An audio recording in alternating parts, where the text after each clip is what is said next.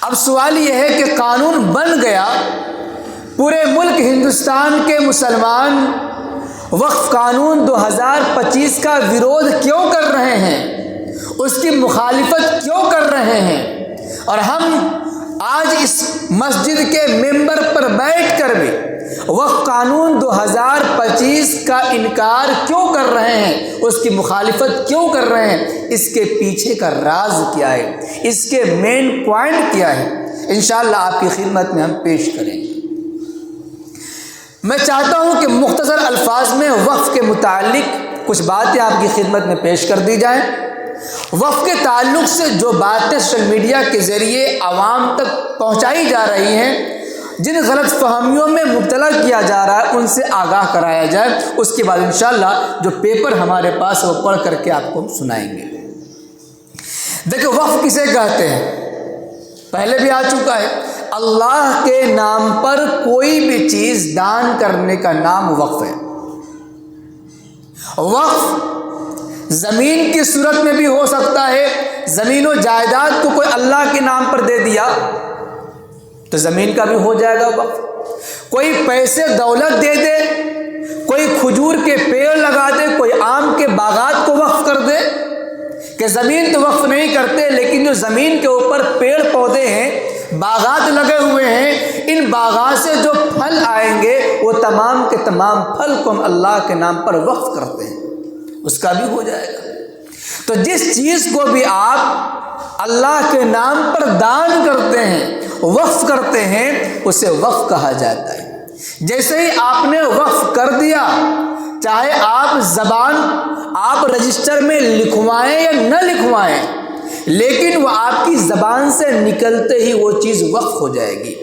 اب وقف ہونے کی صورت میں نہ تو آپ اسے بیچ سکتے ہیں، نہ خرید سکتے ہیں، نہ کسی کو گفٹ کر سکتے ہیں، اور نہ کوئی اور دیگر کام کر سکتے ہیں۔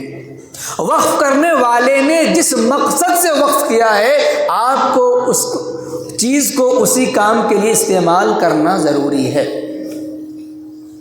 اسی طریقے سے اگر ایک وقف زمین ہے مسجد کے نام پر، تو اس زمین پر مسجد ہی بنا سکتے ہیں، کیونکہ وہ زمین مسجد کے نام پر وقف کی گئی ہے، آپ اس پر ہاسپٹل قائم نہیں کر سکتے۔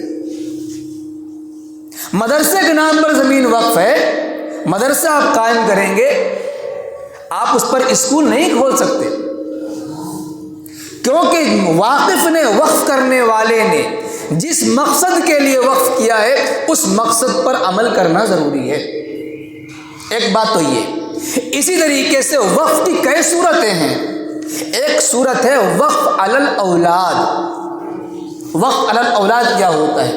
ایک آدمی کافی زمیندار تھا، اس نے سوچا کہ اگر ہماری زمینوں کو ہماری اولاد بیچنا شروع کر دے، زمین ختم ہو جائے گی۔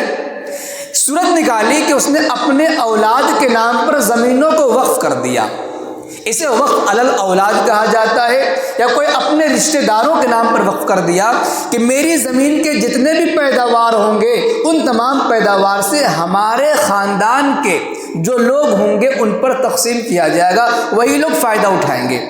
اب یہ وقف تو ہے، لیکن اسے وقف علی الاولاد یا وقف علی الاقارب، جس کے نام پر وقف کیا گیا ہے اس کے نام پر وقف ہو جائے گا۔ اب اس زمین سے حاصل ہونے والی چیز کو اسی مقصد کے لیے استعمال کرنا ضروری ہے، اسی خاندان کے افراد پر اس کو تقسیم کیا جائے گا۔ سمجھا رہی ہے؟ یہ تمام صورتیں ہیں۔